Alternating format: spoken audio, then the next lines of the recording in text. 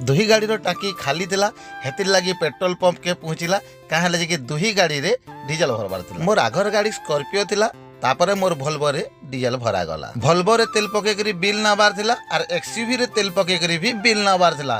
तो तेल भरा होतला और मुई टिके साइड हे गली और मोर पयाड़े ही भल्वोटा थिला। तापरे देखली जे 1900 तक पले जाइतला न कोटा भरबारटा तेल तार परे धीरे धीरे करी सेटा 2000 भी हे गला। तेल भरा सरला कि बिलटा मुई आनी आइली तापरे हमर जेन लाल गाड़ी एक्सयूवी थिला तार पाके मुई पले गली। आज का जे तेल भरबार लई केथनी केते लाइन लमी थिले तो एटा हमर एक्सयूवी इ नथिला तार पाखे गुटे बस थिला और कार माने धाड़ी के धाड़ी लागी थिले। सियाड़े भी कार माने धाड़ी के धाड़ी लागी थिले और बाइक माने आगे आगे जाई करी लाइन नमी करी तेल भरथिले। एक्सयूवी रो नंबर नाई आइतिला हेतिर लागी मुई टिके बुली बुली देखली केते भीड़ अच्छे बोली। तापरे एसयूवी रो नंबर पले आसला दादा से न तेल भरबार लागी लगे देले और डायरेक्ट पूरा गाड़ी रे तेल भरी बसले। तो मुई टिके मीटर के देखली केते तेल भरुचे बोली 2500 तेल भरबार थिला काहे कि 2500 आगरु दिया हितिला।